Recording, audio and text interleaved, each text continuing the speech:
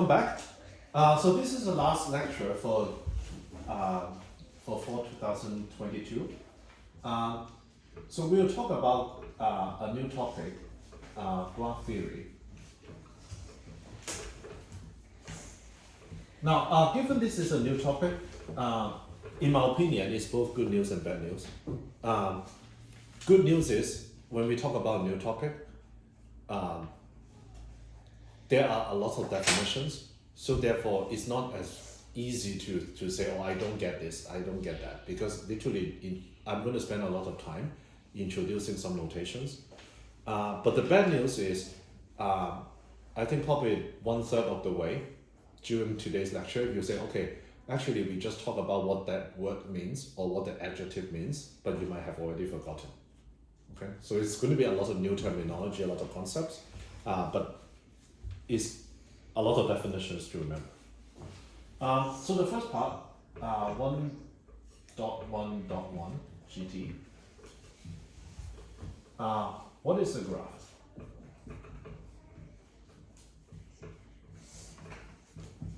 So first definition, a graph G has two sets, a vertex set V and then an edge set E, and we usually denote it by this. G is equal to V and E. Okay. So there's some requirement. For example, the vertex set V is non-empty, so it cannot be empty. No. And then the set E can be empty.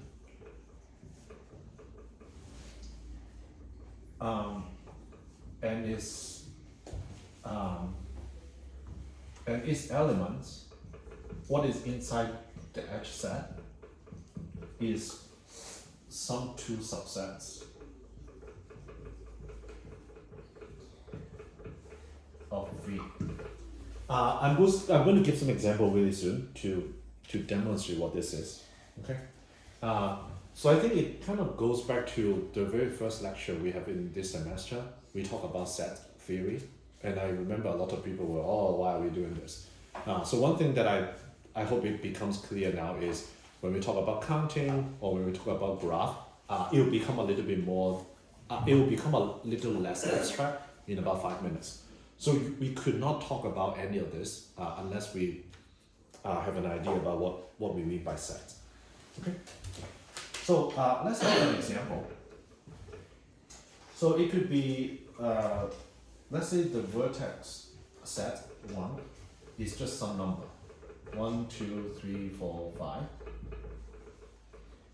And then the edge is some two subsets. Again, two subset, meaning take two elements. I hope everyone remember from the homework.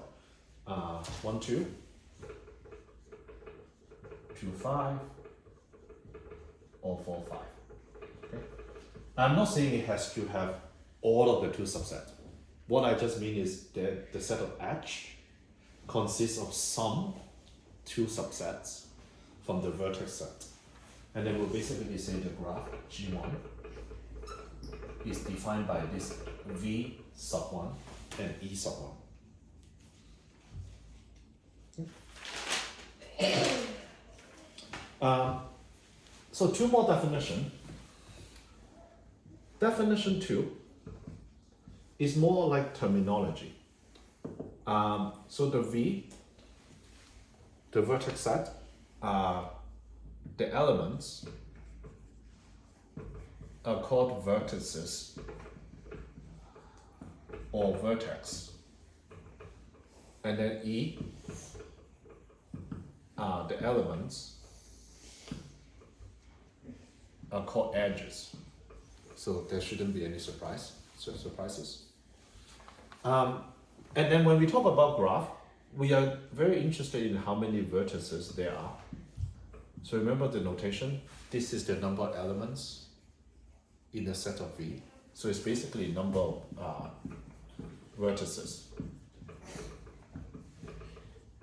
And similarly, E is number of edges.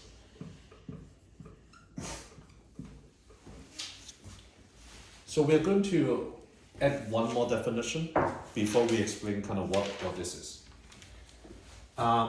So definition 3.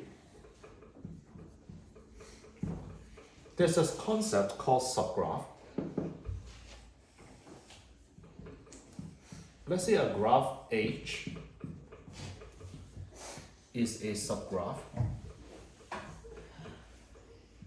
of graph G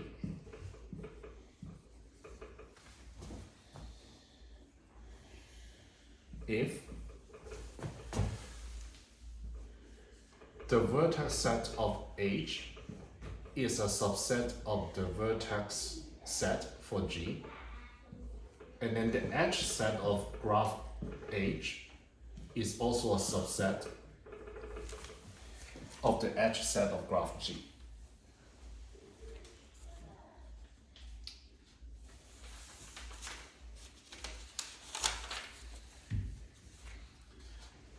Now, we are going to do a graphical representation about drawing this abstract concept very soon. What the vertices and what our edges mean. The word is pretty descriptive, so even before I formally talk about what a graph means, probably in your head, you already have some ideas about, oh, there's might be some dots or connecting the nodes, etc. Now, also want to recall, in the first homework, that assignment, that there was a reading that is about pure mathematics, okay?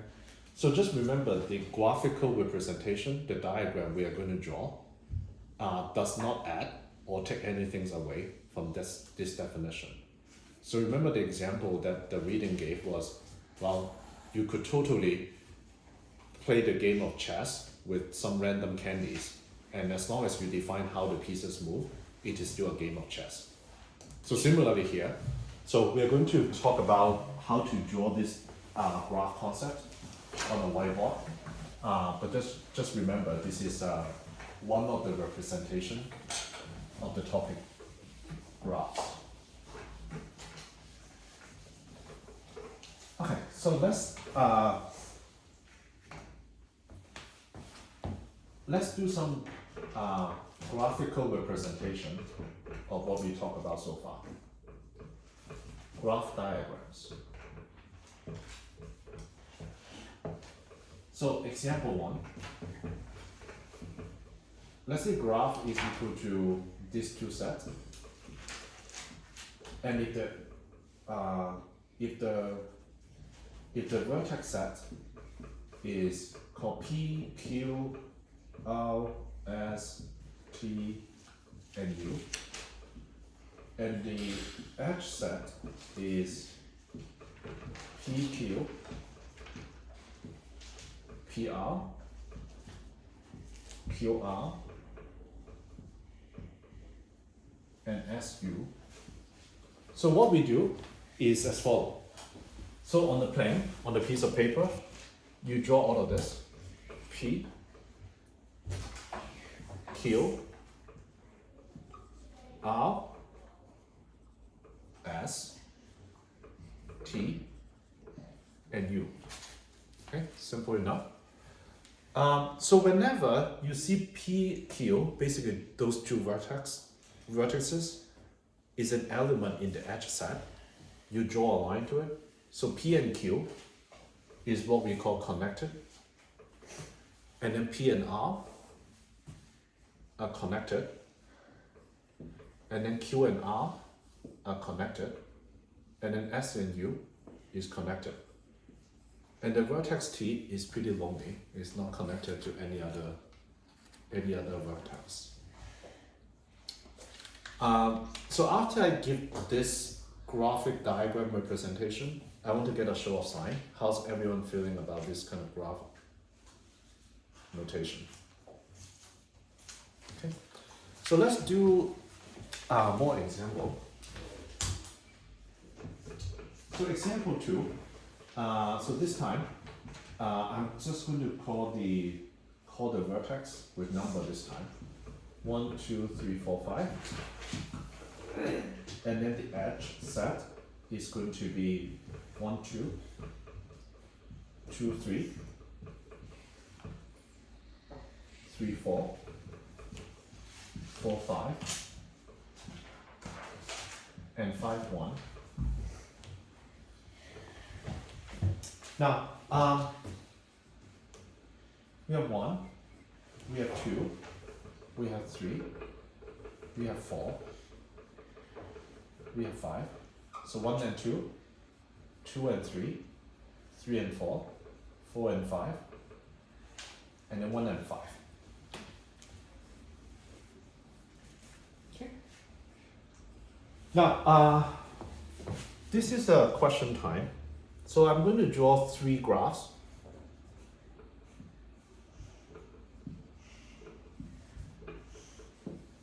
So this is, let's call it H1, H2,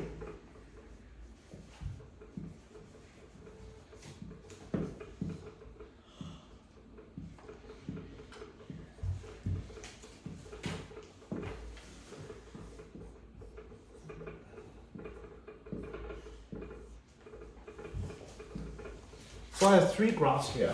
I call it H1, H2, and H3. Which of this is a subgraph of this? Graph H.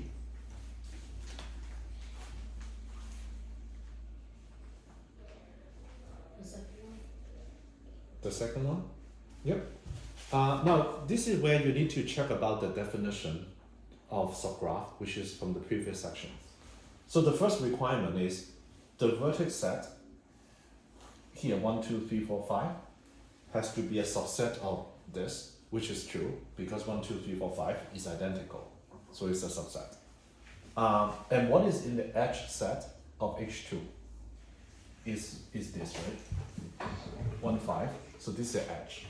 And because 1, 5 is also an element in H, so therefore H2 is a subgraph of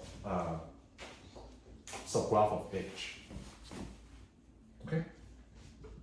So therefore H2 is a subgraph of H. What about H1 and H3?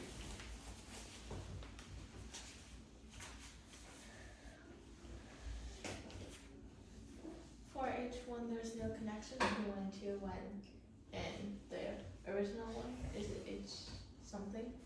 Just H. Oh, just H. There's a connection between 1 and 2? Mm-hmm. And for H3, there's no connection between 1 and 4, only 1, 2, and 1, 5. So H3 is correct. This is not a subgraph because 1, 4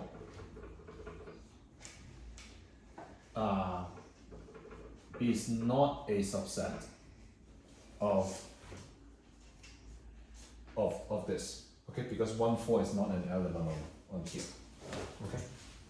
Is not an element of, let's say, the edge, subset of H. Sure, it's a little sloppy now. However, this one, it actually is a subgraph. The way to see it is, think about the 2 requirements. What is in the vertex set of H1?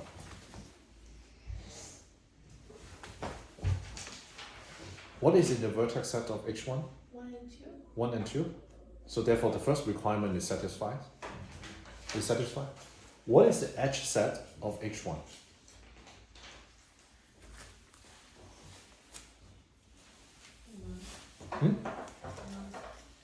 Empty set, right? So is empty set a subset of this? I guess so. It is. It's a tricky definition, but it is. So therefore, as much as you don't like about this graph, it's pretty boring, but it is considered a subgraph of H as well.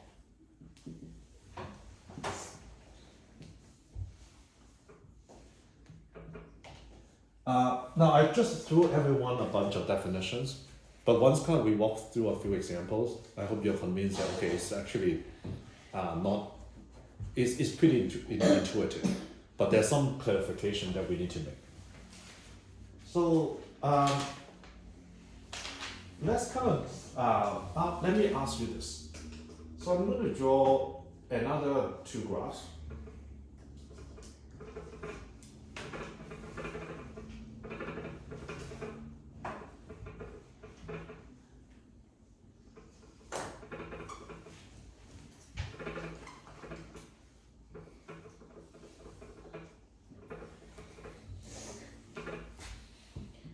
So this is one.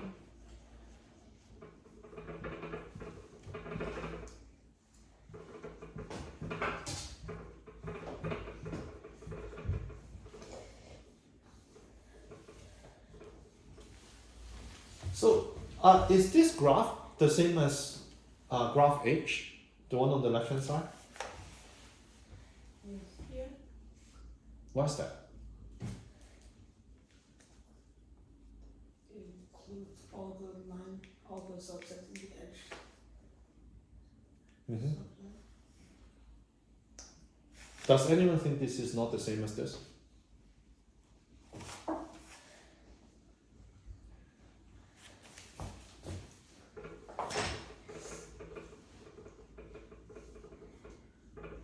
Okay.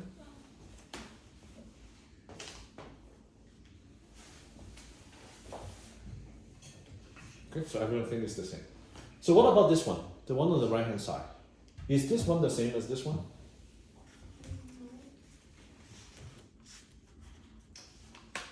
Isaac and Rafi, what do you think?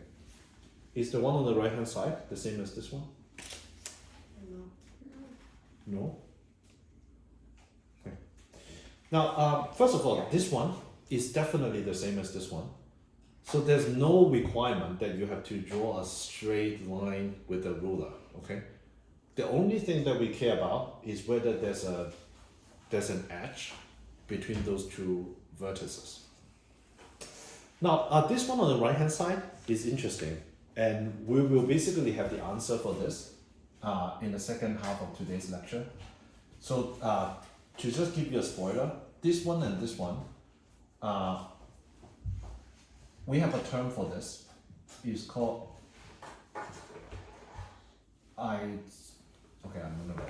It's called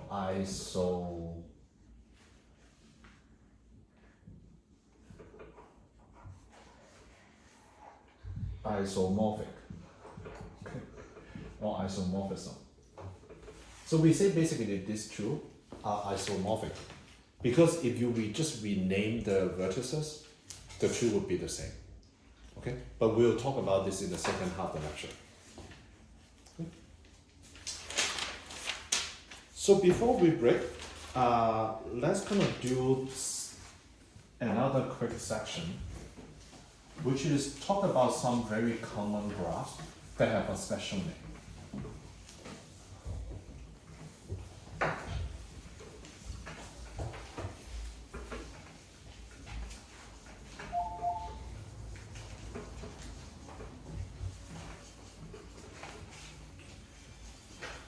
So let's do some common graphs that have a special name. For example, the first one, NV, is called the null graph on V vertices. Again, remember in the definition in the very first section, this is basically a number, 1, 2, 3, 4, 5, some kind of number. So this one has V vertices.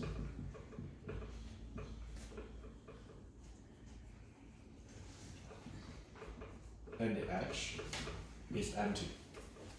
So it's a pretty sad graph. So for example, the N5 is 1, 2, 3, 4, 5. And there's basically not even a single edge. And then you have n3. 1, 2, 3. So it's a pretty sad graph. Okay, it doesn't have any edge, but it is a graph. Now the second one is the opposite. K, capital A, V, is called complete graph on V vertices. So again, the vertex set is V, and the edge set is as follows.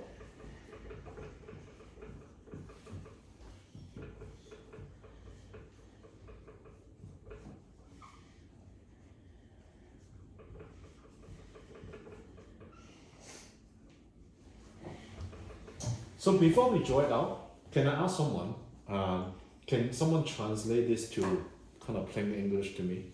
What does this mean?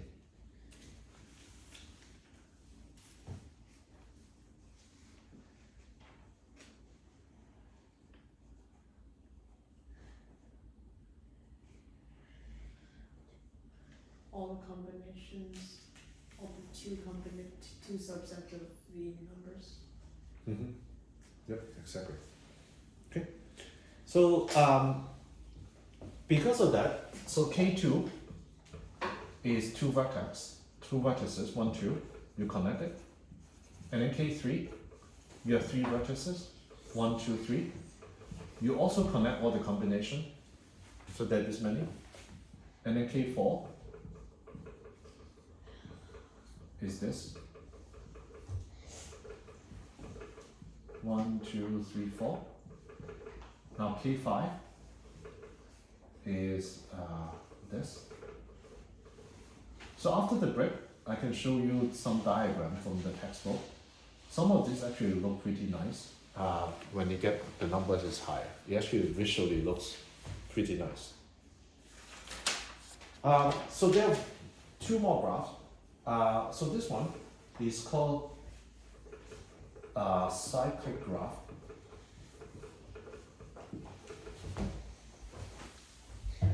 And the vertex set, again, is 1, 2, all the way to V.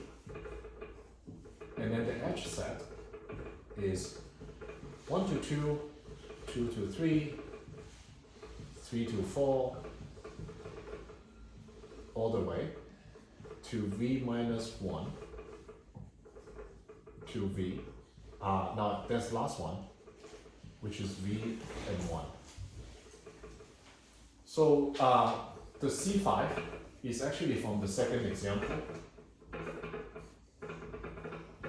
in 1.1.2. So it's, as the name suggests, it's a cyclic graph. So I can just give an example. For example, C6 is basically you have 1, 2, 3, 4, 5, and 6. It's like the name suggests, you basically just draw a circle. Like this.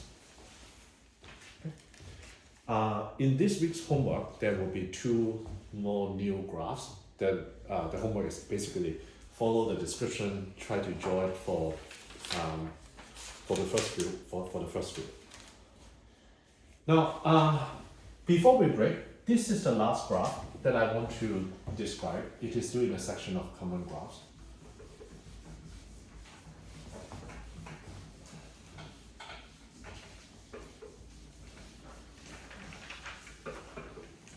Now, this one, for all the three graphs that we just talked about, there's a number, right?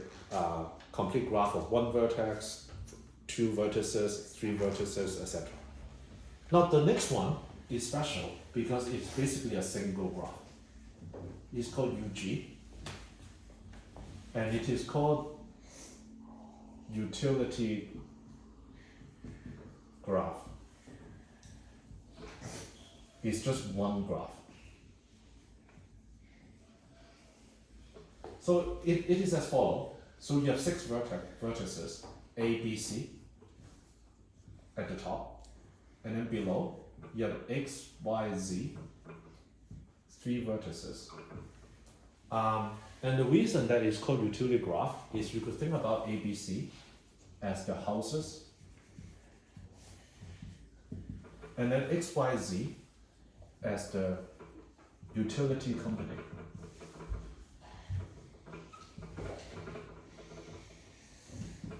And the edges are basically as follows. Every utility company is connected to every houses here. Again, I can write the set definition, but it's basically this. Again, A, B, C are the houses, X, Y, Z are the utility companies. And then every house is connected to all the utility company. But there are no direct edges between the utility companies and between the houses. Now, it doesn't look like, so it's a bit of a strange graph, okay? And I'll explain kind of why we specifically talk about the utility graph, because this is a very key element of graph theory that is as follows. And we won't talk about it in details, but there's a concept called planar graph. Roughly speaking, these are the graphs that you can draw on a plane without crossing.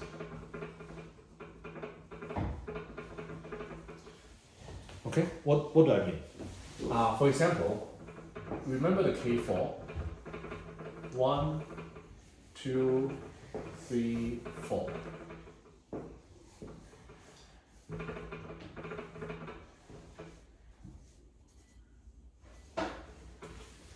So remember, this is a K4, complete graph that we draw, and there's an edge from 1 to 3 as well, right? So in the example, I just draw 1, 2, 3 directly connected, but you don't have to, because you could basically draw the 1, 2, 3 like this. So for a graph like this, where you can draw without the edges kind of crossing each other, is called a planar graph. Can I get a show of sign about like this kind of planar graph? How that does it make sense to you? Okay. Now, here's the last kind of result before we break. The reason we talk about utility graph is as follows.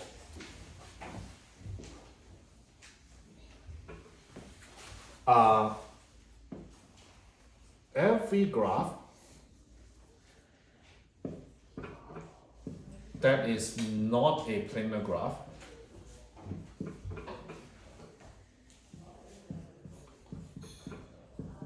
is an, I'm just going to call it extension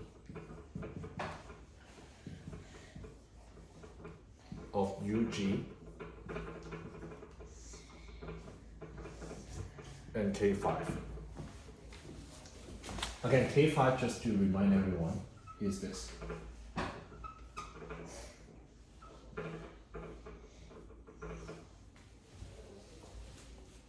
So I want to say, like, actually a proof of about why that's the case is probably you need to spend 3 hours with me, and then I'll explain to you why. But when you think about it, it's actually pretty astonishing. If you don't believe me, I give you a graph and I ask you the question on, hey, can you try to see if you can draw it on a plane without crossing? The graph doesn't have to be too complicated for you to feel that this is a very painful task. Because think about it, if you cannot do it, it doesn't mean it cannot be done, right? It could just mean that, oh, you haven't found a way of cleverly draw the edges so that they don't cross each other. But this is a very simple and very neat result. Every graph that you cannot draw on a plane is basically a combination of this and this. Again, I'm just saying code extension. Think about merging, kind of adding something, but everything else can be planar. at least it can be done.